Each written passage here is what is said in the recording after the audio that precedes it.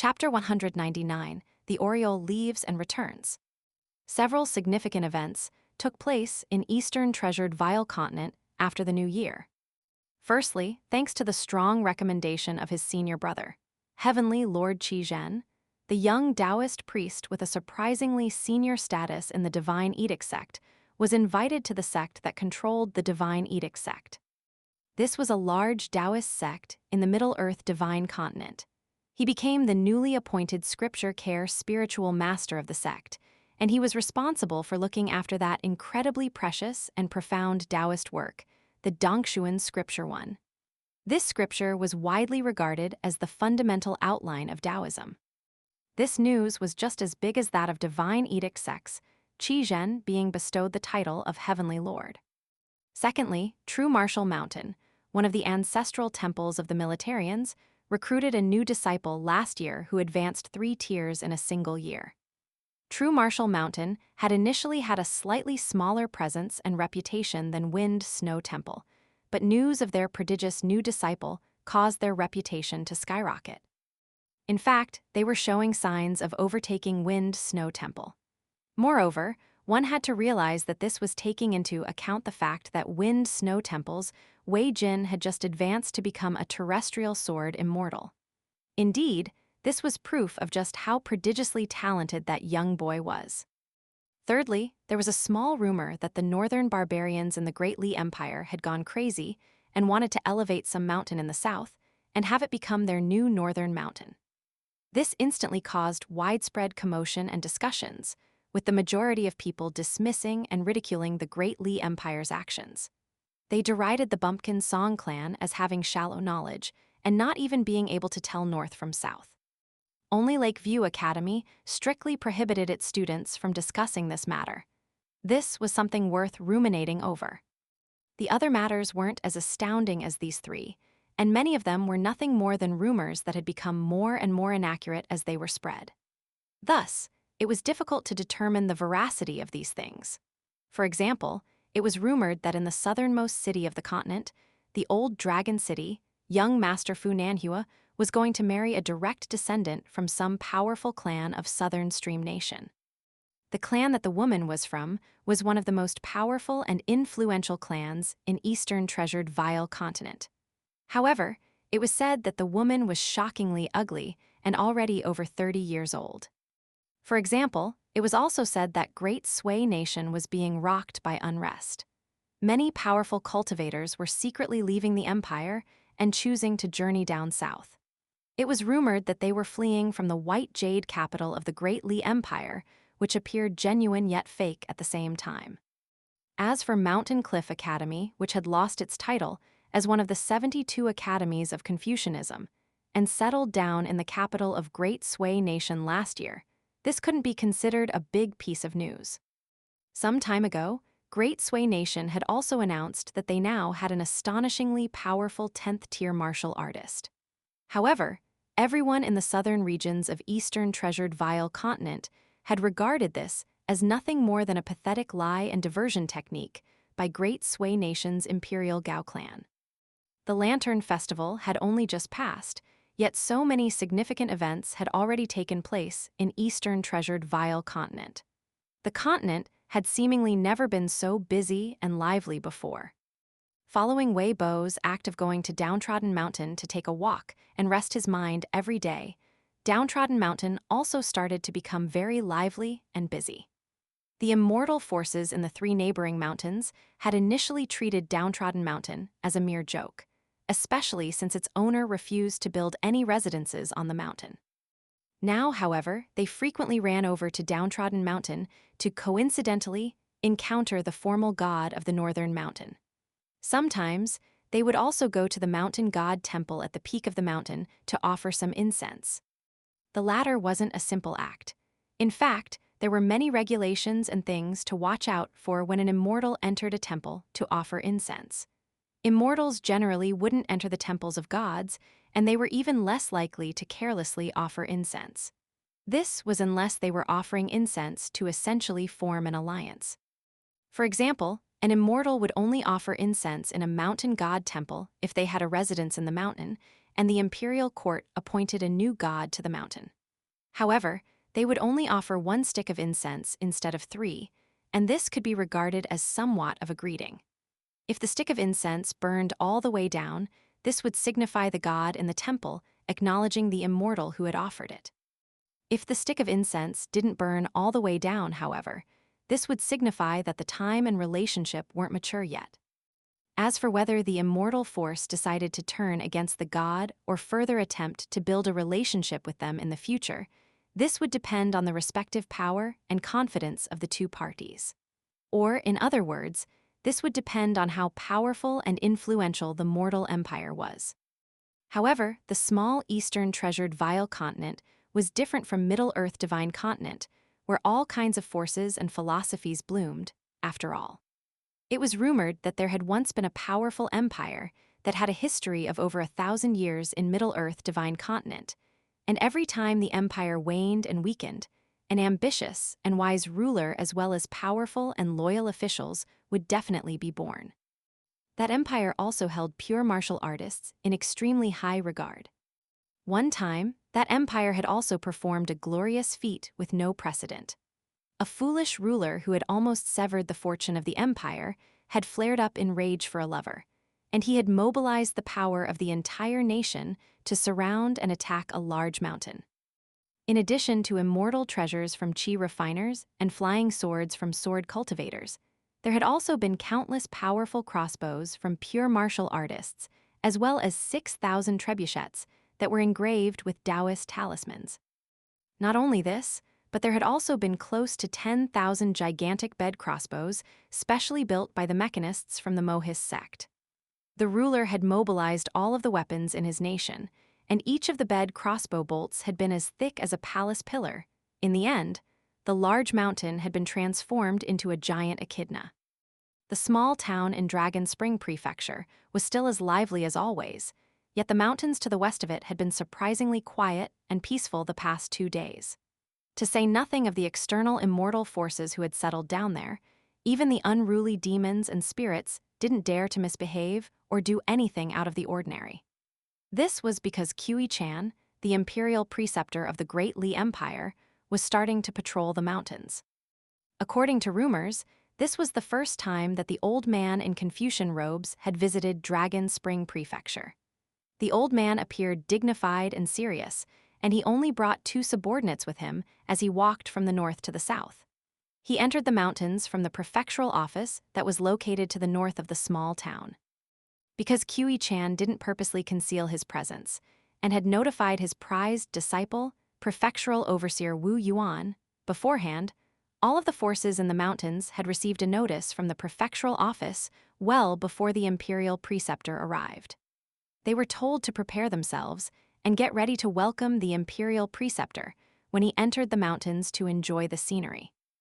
Of course, they weren't being forced to offer the imperial preceptor treasures and rare ingredients, nor were they being ordered to purify the lands and sweep the paths. However, they at least had to give the imperial preceptor some face, and at least one leader from each force had to stay put in their mountain to greet him. Otherwise, it would be inappropriate if there was no one to greet the imperial preceptor and answer his questions. Among the mountains, Ruan Kiang's Divine Elegance Mountain and Cloth Wrapper Shop's Ox Horn Mountain were definitely the most important of them all. Thus, Wu Yuan had no option but to send County Magistrate Yuan and Kiln supervision official Cao to the 2 mountains first, lest the imperial preceptor not be greeted properly. As for Cloud Drape Mountain, it was without a doubt they had to prepare it properly. After all, the emperor was going to personally visit soon. Sure enough, after imperial preceptor, Kui-chan stayed in Cloud Drape Mountain for 2 days and visited the temple of Northern Mountain as well as the planned location for the new academy. Another figure appeared beside him and accompanied him the entire time. This caused a huge commotion, as the person beside him was none other than Yellow Court Nation's previous assistant minister, Cheng Shuidong. This gave rise to many speculations. Had Yellow Court Nation's Han clan, which was a vassal to Great Sui Nation, already betrayed their alliance? In the end, Kui-chan arrived at Downtrodden Mountain, which was located at the southernmost end of the mountain range. He entered the mountain god temple and Song Yuzheng appeared in his godly body to greet the imperial preceptor. When seeking knowledge during his youth, Song Yuzheng had deeply admired and looked up to imperial preceptor Qi Chan.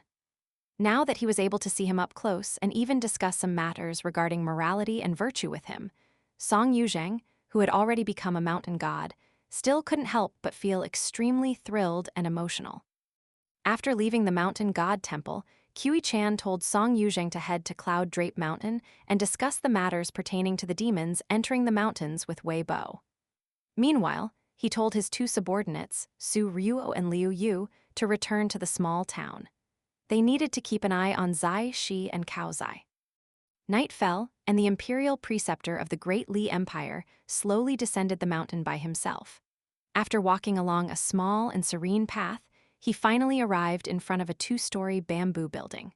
The little boy in azure was cultivating by the cliff, while the little girl in pink was eating sunflower seeds and desserts under the eaves.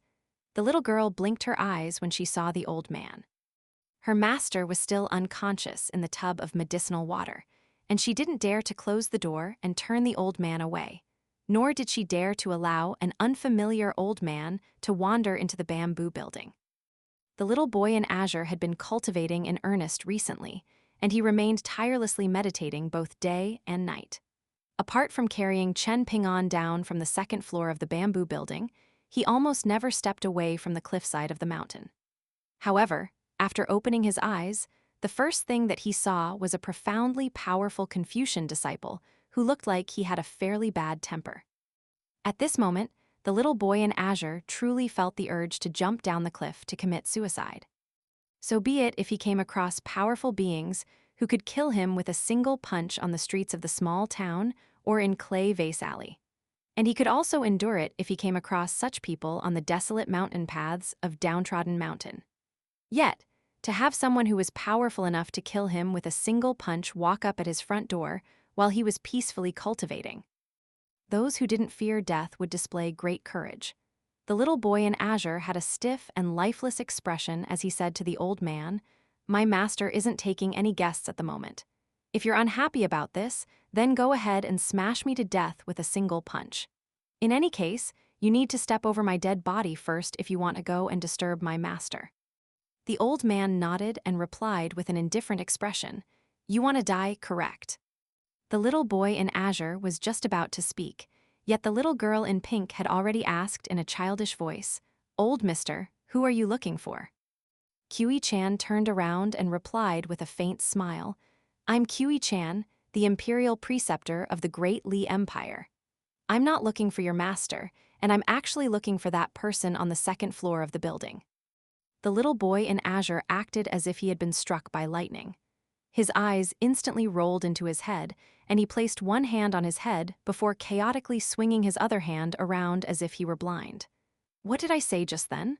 Why did I suddenly forget? What's happening to me? The old man on the 2nd floor stood beside the railing and said to the little girl in pink, "Let him come up. You and the little water snake can go and play somewhere else first. Rest assured, this has got nothing to do with your master, Chen Ping'an." Imperial preceptor, Qi Chan grabbed 2 chairs and walked up to the 2nd floor of the bamboo building. He carefully placed the 2 chairs in the corridor, one for him and one for the disheveled old man. "What's wrong?" the disheveled old man asked. "For the sake of my great Tao, I found a body shed by a great immortal in the ancient past and placed half of my soul in it," Qi Chan explained indifferently. "My soul was split into 2, and the other half of me wandered around the Great Li Empire's jewel small world in the body of a young boy. However, I lost against Qi Jingchen, and he caused the cultivation base of my other half to drop drastically. At the same time, my soul was also destabilized. Afterward, I made a deal with a prisoner who's lived for an incredibly long time. I learned a secret technique, and this allowed me to finally stabilize my mind and soul after great difficulty. However, the old scholar came to this place afterward, and he chose the young me and abandoned the old me who was in the capital of the Great Li Empire. He severed the spiritual connection between the two of us, and he caused us to comprehensively become 2 people. And thus, there are now 2 Qi Chan in the world." There was a cold look on the face of the disheveled old man, and his hands were tightly clenched into fists as they rested on his knees. He gazed into the distance and stated, "You're wrong, it's Kui Chanshan." Kui Chan's expression remained unchanging, and he replied, "I'm Kui Chan, and this has been the case ever since I left our hometown.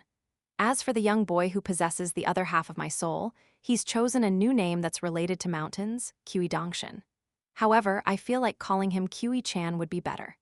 Kui Chan and Kui Chantu, mountains and rivers don't separate, and mountains and rivers will eventually reunite. This is a fairly good omen." "How have you become so old?" The disheveled old man looked over and asked. Kui Chan smiled in a self-deprecating manner and replied, "I left home when I was 20 years old, and I traveled to Middle-earth Divine Continent when I was 24 years old. Afterward, I experienced all kinds of ups and downs for 100-odd years. After betraying my teacher, I wandered around and traveled the world for 30 or so years. After returning to Eastern Treasured Vile Continent, I've also remained in the Great Li Empire for all these years. I'm already over 200 years old, so I'm not a young person anymore." The disheveled old man shook his head and said, "This isn't the Chanshan that I remember." Kui Chan smiled and replied in a nonchalant voice, "Grandfather, do you know? You've always been like this, and you always do things in a way that you feel is correct. It's as if everyone in the world and all of the principles between heaven and earth have to orbit around you. In fact, things only stopped being like this after you went crazy. Even though I'm unaware of the reasons and misfortunes behind this, and even though I don't know why the Kui clan didn't confine you, I don't believe that your visit today will benefit either of us in any way." The disheveled old man shook his head again and revealed, "I came here to look for your teacher." "The old scholar?" Kui Chan sneered. "He already left Eastern Treasured Vile Continent a long time ago, and he went to Southern World Continent and caused a huge commotion there. In fact, even one of the sons on the shoulders of the Yingyan Chen clan's patriarch was stolen by the old scholar. The entire world is discussing this with astonishment and fervor right now, but he doesn't care about these things anymore. He's as carefree as can be." The disheveled old man chuckled and remarked, "Chanshan would have never spoken like this when he was little. He would say bad things about other people, but he would always add another comment at the end. For example, this person is very good to their family, or this person is genuinely skilled at poetry. However, that's enough," Kui Chan interjected with a cold humph. "These are all stale things from the past, and bringing them up all the time will only fill the air with dust." The disheveled old man roared with laughter. As expected of a mighty person who's become the imperial preceptor of the Great Li Empire and is capable of determining the future direction of half the continent. Kui Chan sighed in response. "No wonder I failed to recognize you back then," the disheveled old man said in a self-deprecating manner. "The Chanshan that I remember is far too different from what you've become now." Kui Chan stood up and rested a hand on the railing. "The human heart is like water. If it doesn't move, then it will become a puddle of stagnant water." The disheveled old man slowly stood up and said, "I can tell that apart from the swordsman accompanying you, there are still 2 other powerful people in the small town. What, are they here to target you? Do you need me to do anything?" Kui Chan hesitated for a brief moment before replying in a half-truthful manner. "That depends on whether you're brave enough to kill a Taoist heavenly lord from complete Reed Continent first." The disheveled old man replied with a chuckle. Kui Chan turned around to look at the old man. Just like how he was completely different from what the old man remembered, the old man was completely different from what he remembered as well. Back then, the patriarch of the Kui Chan had walked around with a walking stick and appeared worn with age. Moreover, he had also had the aura of an elegant scholar. The disheveled old man shut his eyes. He started to search for the aura of someone in the small town. In the Zai clan's residence on Peach Leaf Alley. Cao Zai personally came over to pay a visit. She couldn't be bothered introducing him to the Zai clan, and Cao Zai wasn't willing to blow his own trumpet either. Thus, no one in the Zai clan knew that this wealthy man was actually a terrestrial sword immortal from Southern World Continent. She was waiting for a clear response from the emperor of the Great Li Empire. Which of 3 people, Divine Edict Sex He Jiaoliang, True Martial Mountains Ma Kuxuan, and the small town's Li Zisheng, was he ultimately willing to hand over? Even though the Zai clan was in the dark about Cao Zai's true identity, the fact that he was their old ancestor Zai Shi's friend was already reason enough for them to treat him with utmost respect. They didn't dare to offend him at all. As he sat in the main hall and sipped tea, Cao Zai shot a sideways glance at a pair of small and adorable incense children who were hiding inside a plaque and poking their heads out to look at him. Zai Shi was annoyed at Cao Zai's attitude, and he was just about to stand up and shoo him away. However, the two of them suddenly looked toward the southwest at almost the exact same time. Cao Zai squinted, and he appeared to be taking slight pleasure in someone else's misfortune. Meanwhile, Zai Shi appeared unfazed on the surface, yet he was feeling slightly stunned on the inside. This was the aura of a martial artist at the peak of the 9th tier. From someplace in the large mountain to the southwest of the small town, there was a person wantonly sweeping their gaze over the entire small town. In the end, they locked their gaze on Zai Shi. Sitting opposite Zai Shi, sword immortal Cao Zai had his bonded flying sword formed from a river wrapped around the wrist. Nearby, there was also a young swordsman who had silently appeared on Peach Leaf Alley at some unknown time. He was none other than the Mohist cultivator, Su Ryu. He leisurely walked around with his sword resting horizontally behind him. He was relatively unknown in Eastern Treasured Vile Continent. However, he was extremely well-renowned in Middle-earth Divine Continent. Even so, most of the people in the Middle-earth Divine Continent only knew that Su Ryu's sword was focused on defense and not focused on attack. His sword techniques were unsophisticated and simple, and his sword chi was profound while his sword intent was sturdy. He was extremely famous for his defensive capabilities.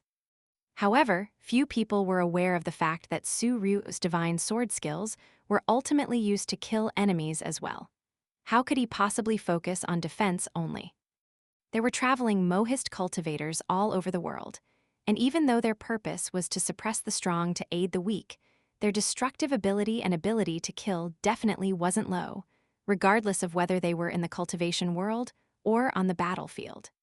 Thus, apart from military and cultivators, Mohist cultivators were the most valued and relied upon among the 100 schools of thought by generals on the battlefield. Just now, a pure martial artist, at least at the peak stage of the 9th tier, had suddenly appeared in the mountains. Moreover, he was ready to cause trouble, and it was clear that he harbored ill intentions toward Zai Shi. Not only that, but Zai Shi also needed to consider sage Ruan Qiang, whose current stance was unknown. Zai Shi took a sip of tea and swept his gaze around the surroundings. Just as he was about to place his teacup back on the table, a small Oriole suddenly swooped down through the skywell in the courtyard and left a trail of ripples in the air. However, things quickly returned to normal. The small and adorable Oriole landed on Zai Shi's shoulder and lightly pecked his clothes. Chen Ping'an had seen this Oriole before, and so had Qi Jingchen. In fact, many residents in the small town had seen this Oriole before. There was puzzlement on Cao Zai's face, and his expression changed drastically in the next moment. In the end, beads of sweat formed on his forehead as his smiling face became deathly pale. He felt a sense of respect and fear, and he also felt a sense of relief. Su Ryu sighed and removed his hand from the hilt of his sword. He felt like it wouldn't make a difference whether he drew his sword or not. The outcome would be the same no matter what. He was still too slow. Ruan Qiang merely faltered for a brief moment before continuing to forge iron in earnest. Only the disheveled old man sitting in the bamboo building on Downtrodden Mountain roared with laughter. He was filled with fighting spirit. 1. Dongshuan references a category of Taoist scriptures. 2. Qi Chan's current name is Qi Chan, with Qi being the surname and Chan, which means the sound of flowing water, being the name. Here, he suggests using the character Chan, also pronounced Chan, which means tall mountain, as the name for the young Qi Chan. This is also a play on his past name Qiuchen Chan, Qi Chanshan.